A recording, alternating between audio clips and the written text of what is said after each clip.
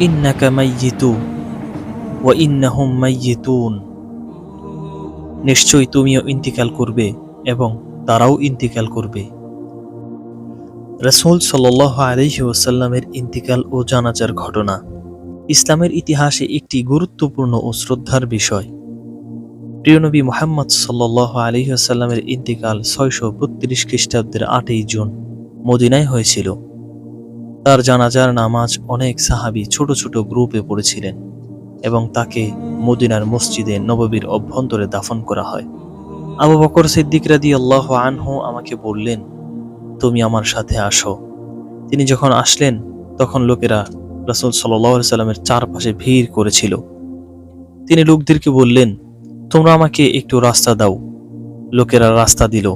তিনি ভেতরে গেলেন, নত হয়ে দেখলেন এবং রাসূল সাল্লাল্লাহু আলাইহি সাল্লামের কপালে চুমু খেলেন।